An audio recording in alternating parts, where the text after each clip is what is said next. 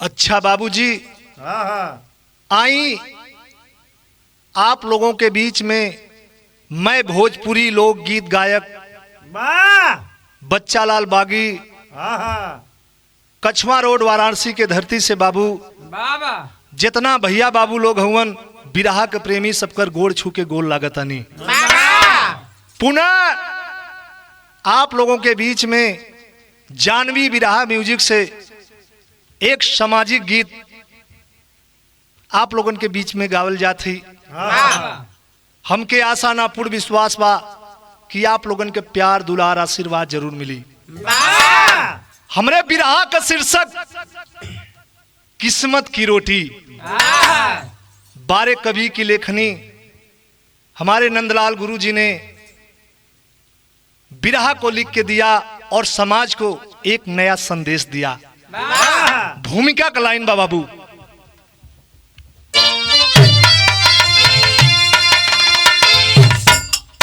कागज का लेखा तो सब पढ़ते हैं, किस्मत का लेखा न पढ़ पावे कोई। जो विधि कर्म में लिखा मेरे यारो, टल न सकती वही हो न हो के वो होई। आज गाता व्यथा से परिवार का, दर्द दिल में सितम बन उतर जाएगा। नंदलाल ऐसा हुआ आज मानो, स्वार्थ पर जिंदगी अब किधर जाएगा।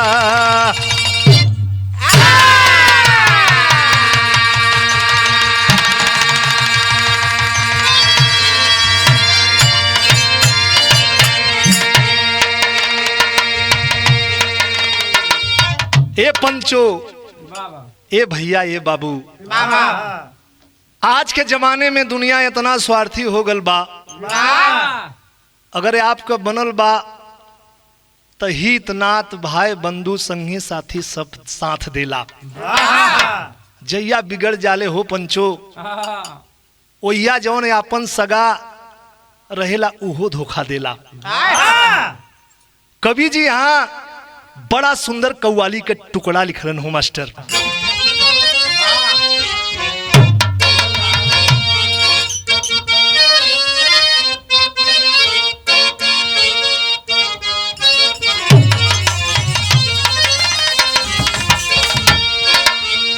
सूरत भैया, कोनो आशिक प्यार में इतना दीवाना रहल, मसूका धोखा दे देलस। जब धोखा देलस, पागलों मतीन घूम रहा है, तो कवि ने यहां बड़ा सुंदर भाव लिखा। क्या? आज जी रहा हूं, आज जी रहा हूं लाश बनकर, आज जी रहा हूं लाश बनकर, बेवफा की याद में जी।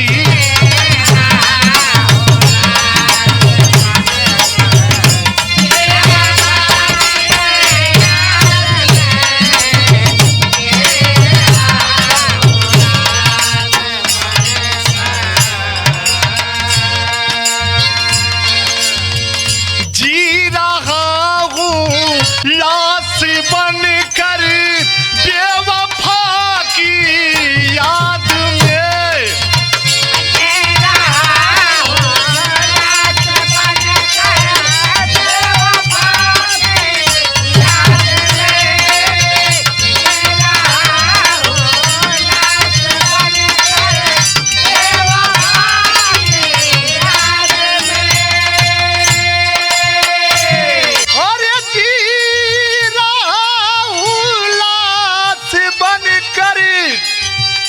बेवफा की याद में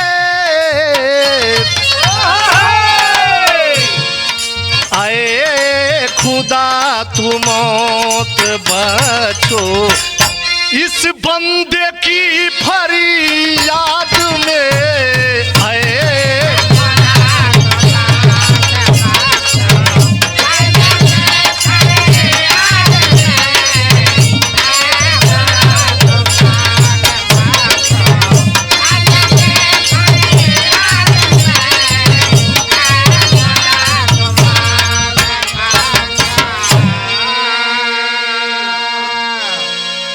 लेकिन गाना के अंदर कवि जी बड़ी सुंदर भाव लिखलन। का लिखलन?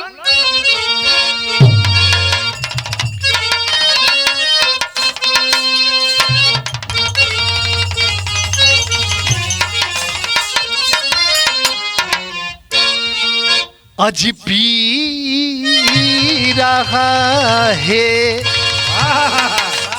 अज पी रहा है गम को कोई, आज पी रहा है गम को कोई, दर्द के बस साथ में पी रहा।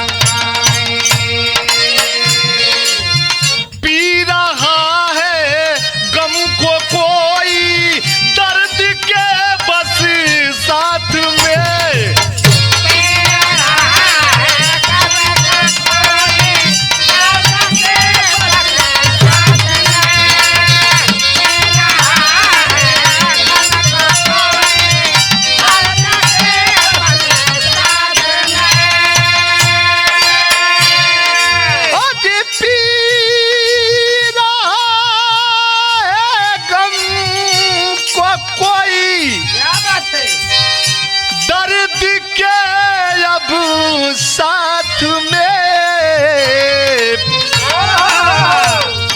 आए खुदा क्यों सो रहा है, आए खुदा क्यों सो रहा है, सब है तेरे हाथ में, आए खुदा क्यों सो रहा है।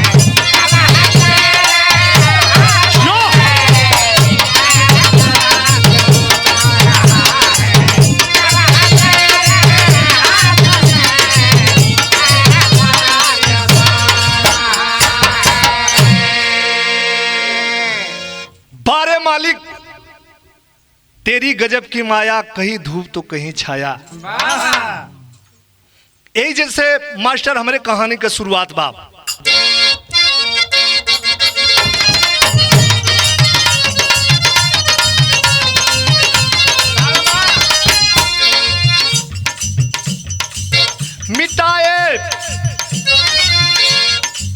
मिटाए मिट्टी नहीं भाग्य की जो रेखा है, मिटाए मिट्टी नहीं भाग्य की जो रेखा है, तकदीर को बदलते सबने यही देखा है।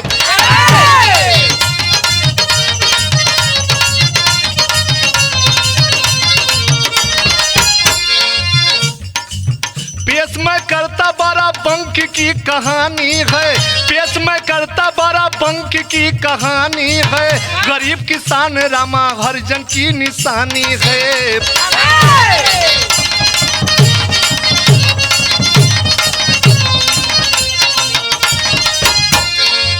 दिए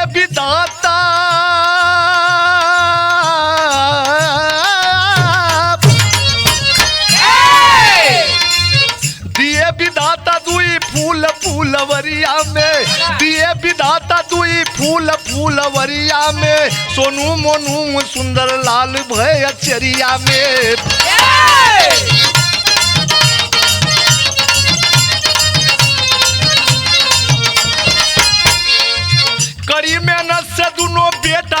बढ़ाए हैं, कड़ी मेहनत से दोनों बेटा को पढ़ाए हैं, जिगर की आशा ले को पास वो बुलाए हैं।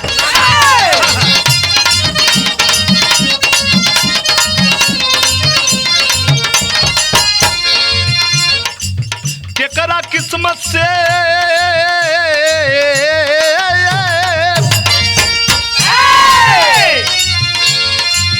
केकरा किस्मत से रोटी आज पावेला, यही शंका के बात ही सतावेला।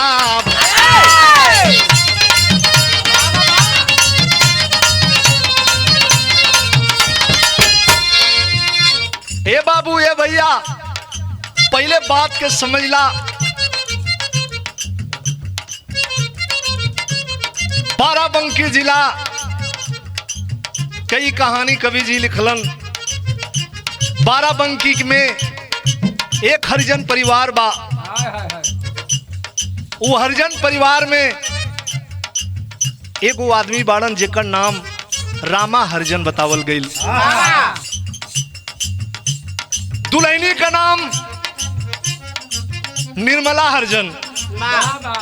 दोनों जने के गोद में दुई गो लइका बाड़न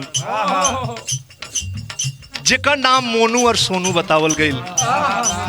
बाबूजी किसानी करत हुवन, लेकिन दिल में बाबू सपना सजौले हुवन कि बेटवन के पढ़ा लिखा के इन्हन के कुछ लायक बना दे। दिन रात मेहनत के करत हुवन, मजदूरी के करत हुवन बाबू। तब पंचो हम बताई ले, दुनिया का केहू बाप होए अपने बेटवा खातिर, अगर माँ धरती है तो पिता आसमान है। बाप घरे से लेके जेबा में 100 रुपया निकली है, अपना के एक बीरा पान ना खाइए, लेकिन सोचलन कि अपने बचवा के कलम किताब खिलौना खरीद के ले चलब तो हमार परिवार खुश रही। बारे बाप एक दिना सोनू और मोनू दोनों बेटवा के बोलौलन, कहलन कि अरे बेटा, अरे बेटा, हमरे दिल में बेटवा एगो शंका बा, हमारी इस शंका के तू समाधान कर दा। दोनों बेटा सोनू मोनू हाथ जोड़ के बाबूजी के सामने अइलन, कहलन कि बाबू कौन शंका बा हमके बतावा। इतनी बतिया जौनी समय रामा बाबूजी सुनलन, कहलन कि बेटा हमके सोनू बेटा ई तू बतावा, तू केकर कमाई खाला। बड़का बेटवा जौन सोनू रहल, कलश करे बाबू दिन रात आप मेहनत करेला, हम आपका कमाई खाइला। लेकिन जौन छोटका बेटवा मोनू रहल, अपने बाबूजी से कलश की बाबू हम तो अपने किस्मत का कमाई खाइला। ये तनी बतिया जौनी समय बाबूजी सुनलन पंचो, शरीर में एकदम आग फूक देलस। कहलन कि दिन रात मेहनत करत हई हम, आई किस्मत का रोटी खाला। बाबूजी कहलन अच्छा अपने किस्मत के तू रोटी खा लेना तो हम तोके बतावत हई। का बतौलन बाबू, गीत लगल बाप।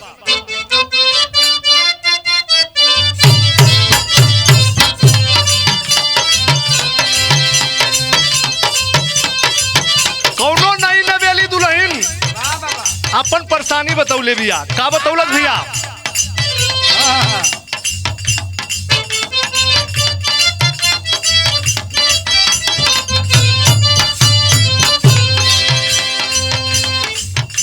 किरतिया होले गरमिया न डोले पवनवा ना।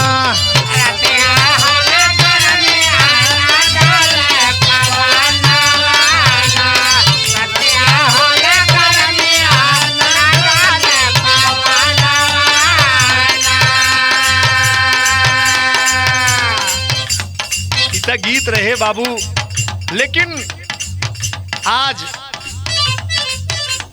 जवन बड़का बेटवा मोनू बा वो अपने बाबूजी से कहलस, का कहलस,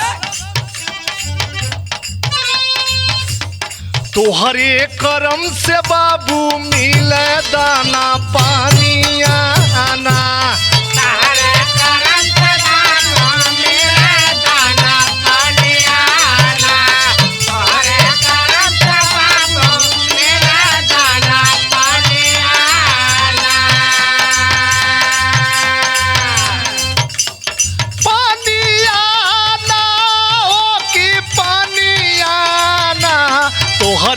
करम से बाबू मिले दाना पानिया आना।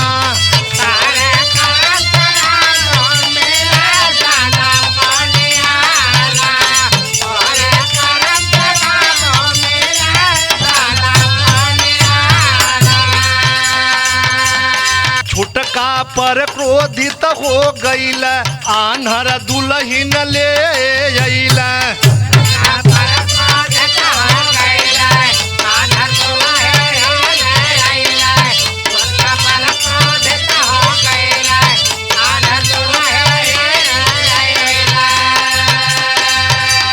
छुटका पर क्रोधित हो गईल आन्हर दुल्हिन ले अइल।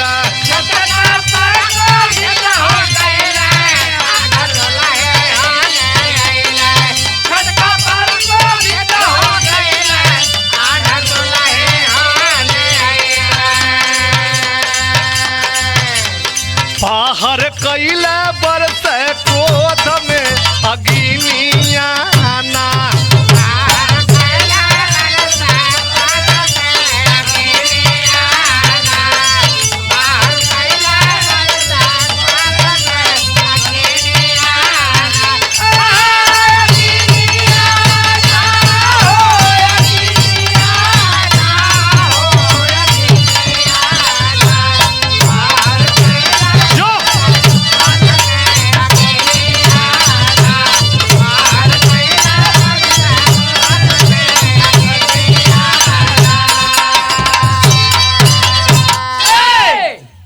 बाबूजी कहलन दिन रात हम मेहनत करीला।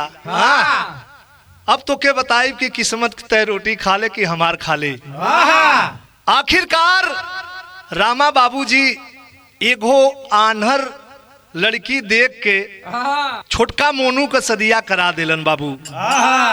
सदिया करा के लेके अइलन और घरवा से निकाल देलन। कहलन कि जो तय अब अपने किस्मत का रोटी खो। आखिरकार छोटा लड़का मोनू अपने दुल्हन अनहरी के लिए आए के भीख टुकड़ा मांगत मांगत 12 बंकी स्टेशन पे पहुंचल बा। बतावल गेल बाबू वो अनहरी दुल्हन अपने पति मोनू से कहलस कि सैया कहीं से आधी रोटी के टुकड़ा अगर हमके मिल जा तो के खा के हम जी जाती। आज पत्नी के बात सुन के बाबू एक जगह बैठा के कलश की तू यही जा बैठा, हम कुछ काम कर लेते, कुछ पैसा मिल जाई तो कुछ खरीद के लिया के तो के खिया दे। वो नरी दुल्हन के बैठा दिलन बाबू एक जगह। ट्रेन से उतरल बा। जब ट्रेन से उतरल मोनू की आवाज दिलस। मोनू सुन के बाबू आज उस सेठ के लगवा जौनी समय गईलन सामान बा, सामान अपने सिर पे लाद लेलन। लदले के बाद जौनी समय चले लगलन हो पंचो। 2 दिन से शरीर में अन्न ना गलबा। आखिरकार चक्कर आल वही स्टेशनवा पे गिर गईलन। जब गिर गईलन तो सेठ कितना क्रोध आल बाबू। आज वही बूट निकाल करके जौनी समय मोनू के मारा चालू कैलस। आज रो के मोनू एगो बात कहलन। का कहलन मास्टर? गीत लगल बा।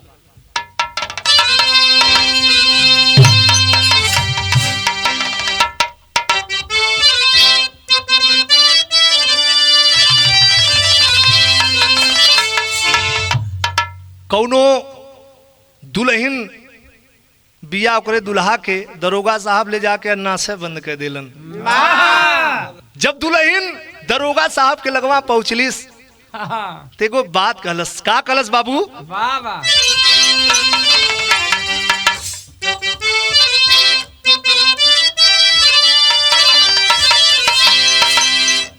ए साहेब, अरे बाबू दरोगा जी,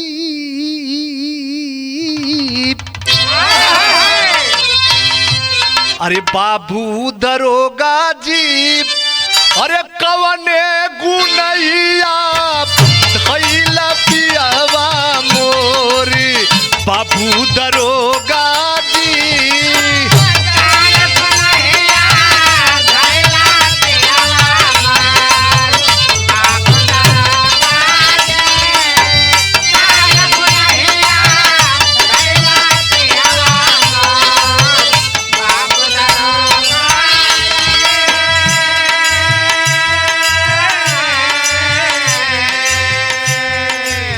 बाबू इतना गीत रहल, लेकिन आज मोनू आंखों में आंसू ले करके आज उस सेठ से एगो बात कहलस। का कहलस भैया?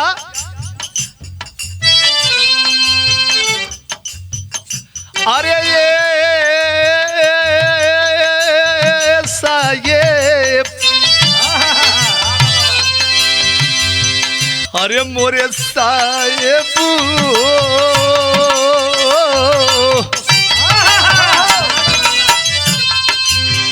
अरे मोरे साहेब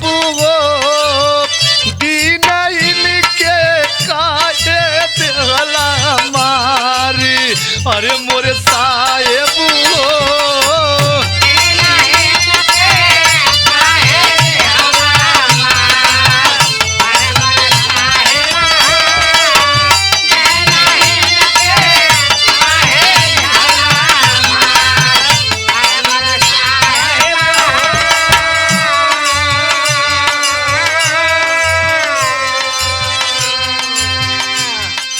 ए साहब मत मारा हो साहब, हमके तो किस्मत खुदा मर ले बा।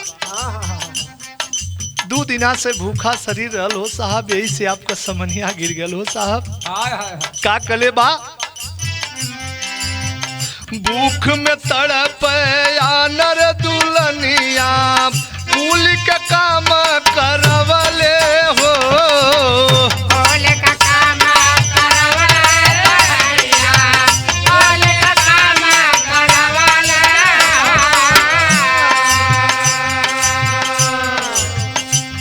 अरे पापी पेटाई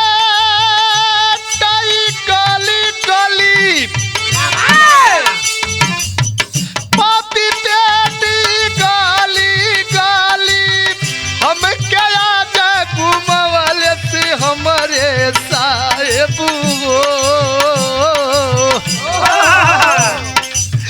हमारे साहब हो, मरले के का पैबा लाते मारी, हमारे साहेब हो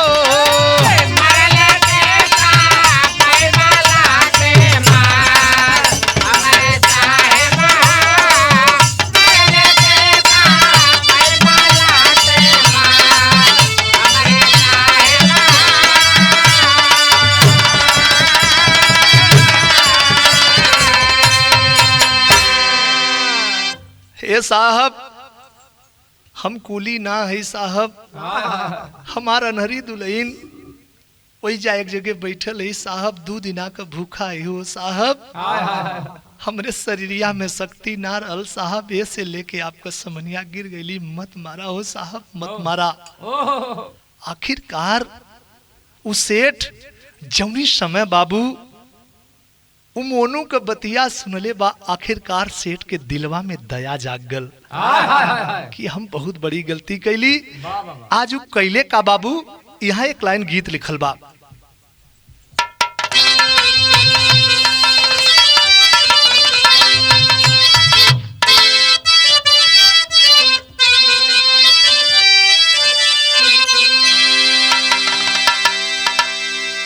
इ पहाड़ी इलाका में माता बहन लोग के बड़े प्यार से गावलिन। कैसे गावलिन धीरज भैया?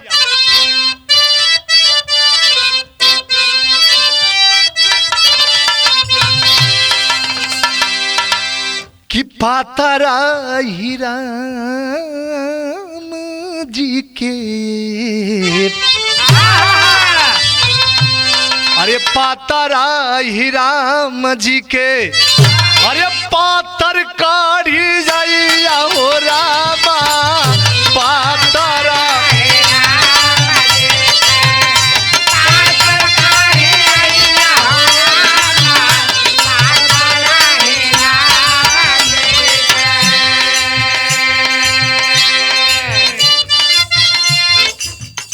पातरा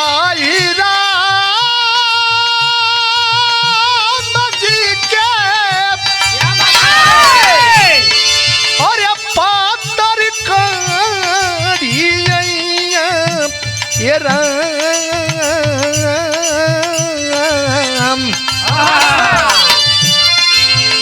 छोटे छोटे हाथवा में छोटे छोटे हाथवा में सोहेला धनुया हो रामा छोटे छोटे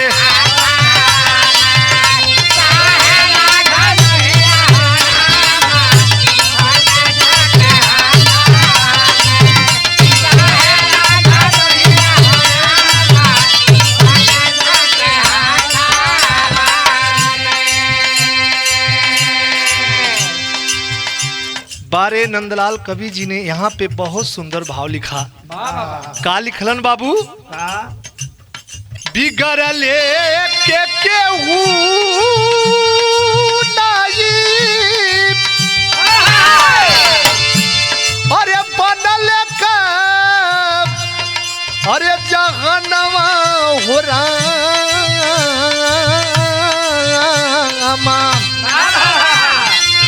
सेठ जी ले गईल दोनों के भवनवा हो रामा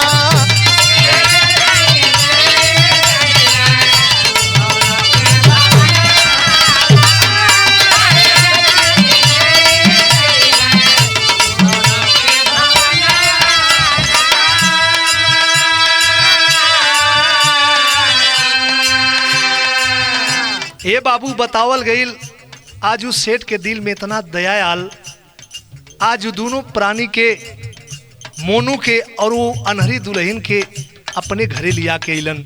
जब अपने घरे लिया के अइलन तब का भइल? देख के विश्वास काम ऐसन कई गइलन।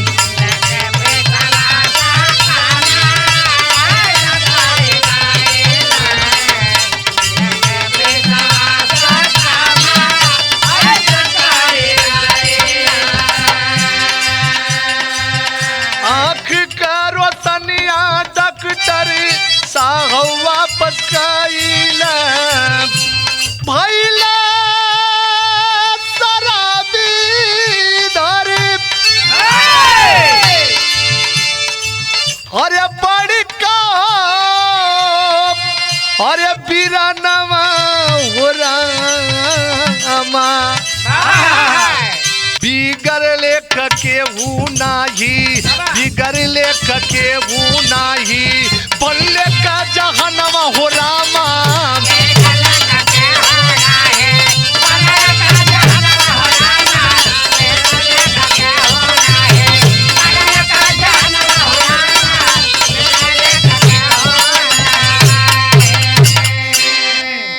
ये बाबू बतावल गईल आज उ सेठ अपने घर पे लियौलन और मोनू के बढ़िया अपने घर पे काम दे देलन। काम देलन बाबू, रुपया पैसा मोनू कमैलन और सेठ के दिल में इतना विश्वास बना लेलन। तो हम पंचो बताइला ई दुनिया विश्वास से चलेला। आखिरकार मोनू अपने दुल्हन के ले जाके डॉक्टर साहब के दिखौलन। आखिरकार दूसर नेत्र लगल, उनकर दुल्हन जौन रहल फिर से देखे लगलिन। यह बाबू किस्मत हो। तो कवि जी यहाँ विराह शैली में भाव लिखलन मास्टर।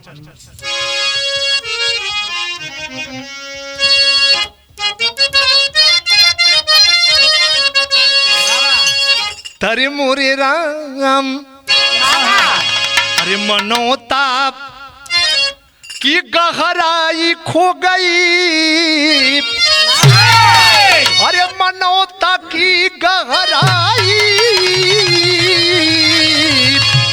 वो मनोता की गहराई खो गई, जीवन लील गई मधुबाला की परछाई रे परछाई रे परछाई।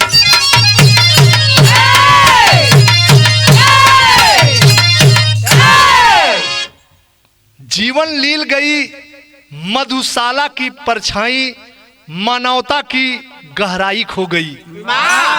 ये भैया यहर तक किस्मत के भरोसे छोटका भैया जोन मोनू रहल, ओकर किस्मत के भरोसे जिंदगी बहुत बढ़िया हो गल।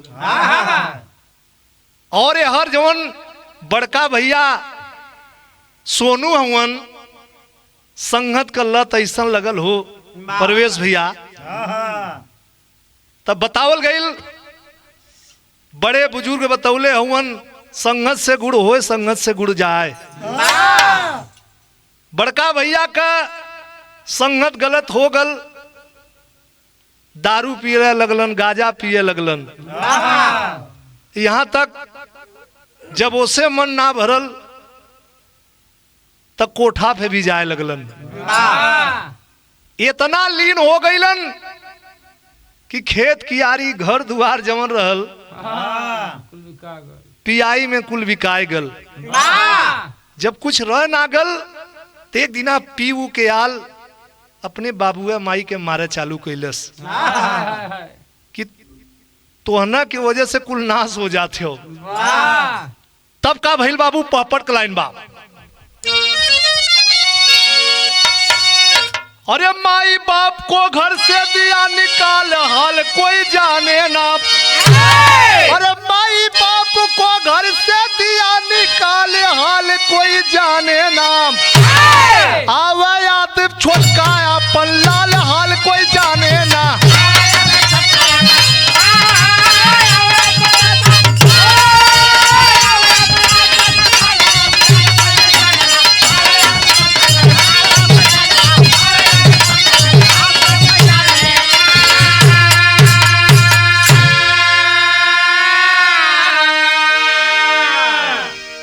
जौनी समय अपने माई बाबू के घरवा से निकाल दिलस हो बाबू, रस्ते में चलत हुवन और अपने छोटका बेटवा याद मोनू की आवत बा।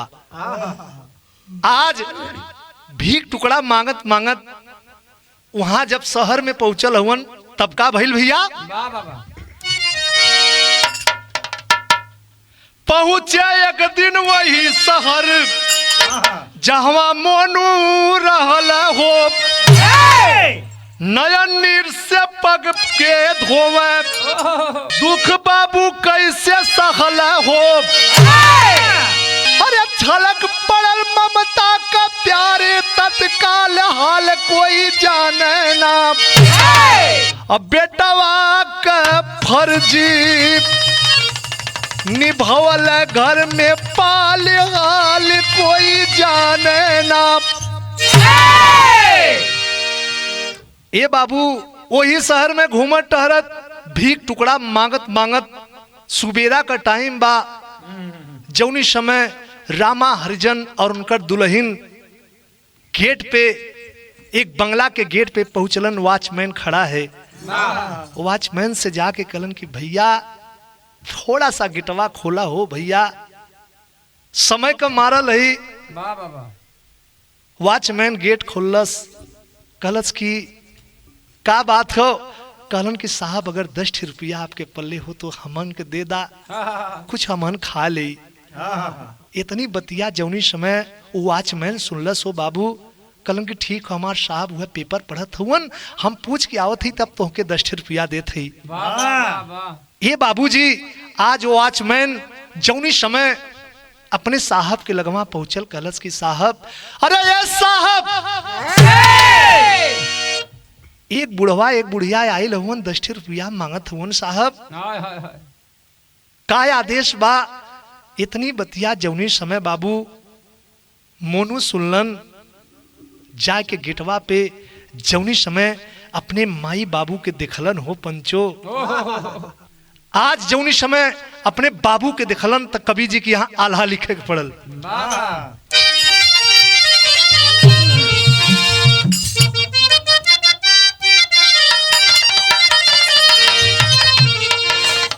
कि हाय राम हाय राम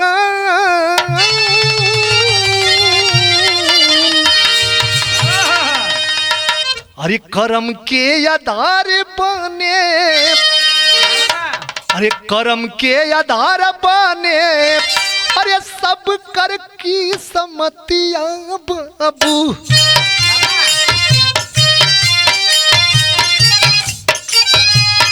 बदले न चाहे कोई करे इंसान,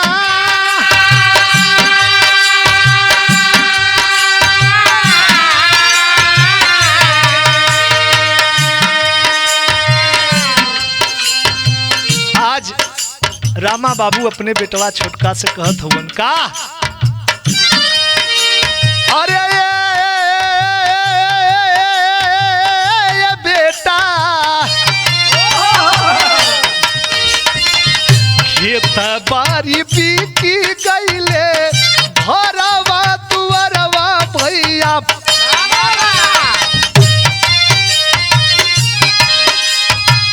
लूटल दारू आजा हमारो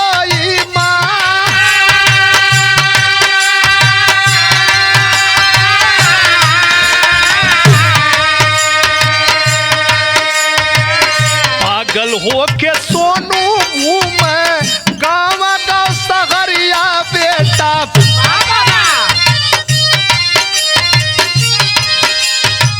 एक दिन मोनू पहुंचा भाई के मका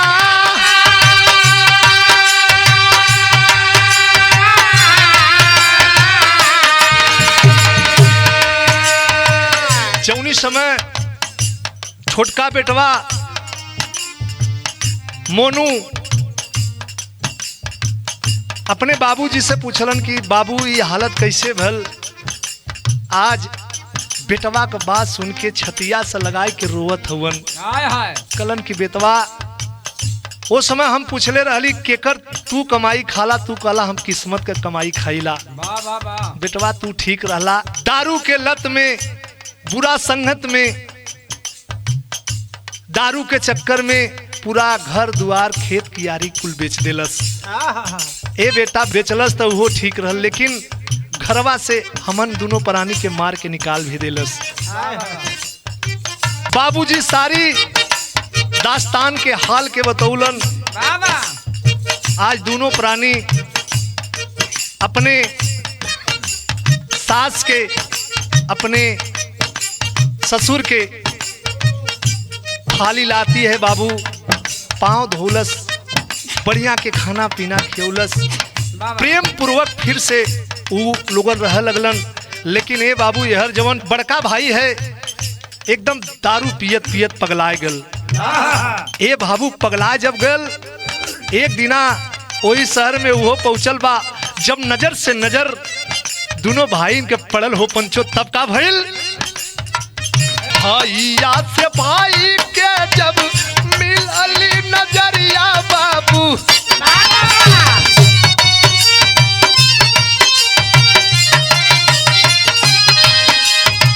रोवेला भैया का प्यारी हो छा।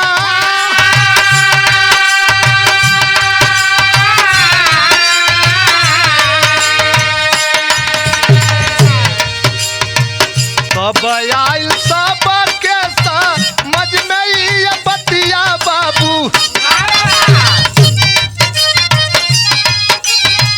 की समझ से सब के जियावे भगवा।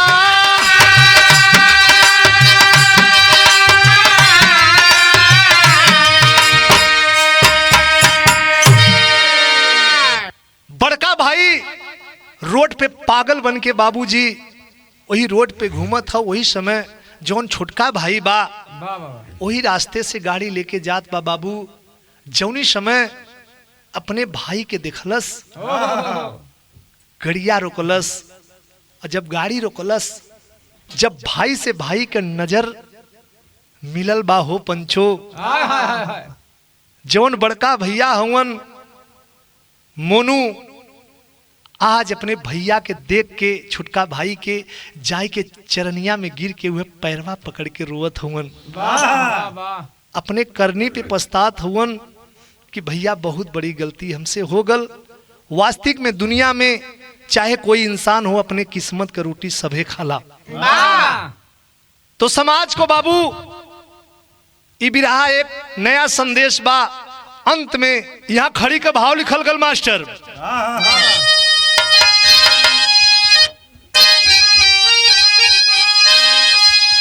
तब बली होके, अरे बली होके केहू के तनो कोशिश करी, लेखा किस्मत के दुनिया में न तारे तारी।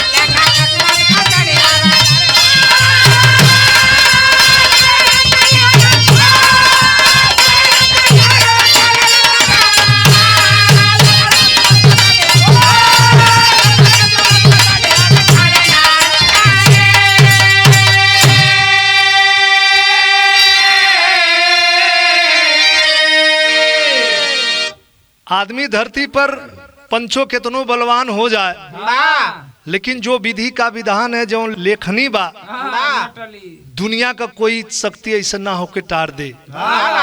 क्या कहना है बाबू? अरे जवन विधि लिखी देखल, अरे कर्म का लिखनवा हो, अरे भाग के भरोसे माना घूमेरा तो दिनवा हो।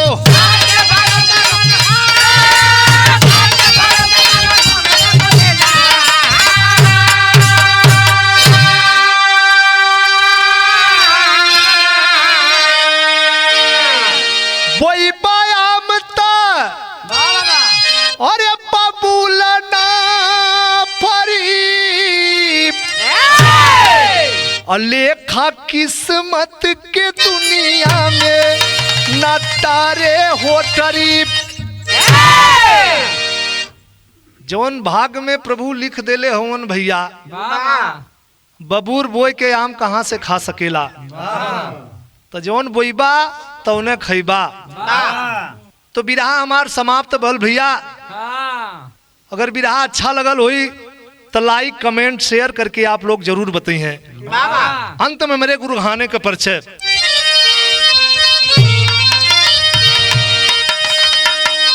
गुरु बिहारी गुरपतु गुरु रामधार गुड़कारी, स्वर्ग राम आधार कवि मानिका सींचे ले फुलवारी। अरे मनौता की गहराई खो गई, अरे मनौता की गहराई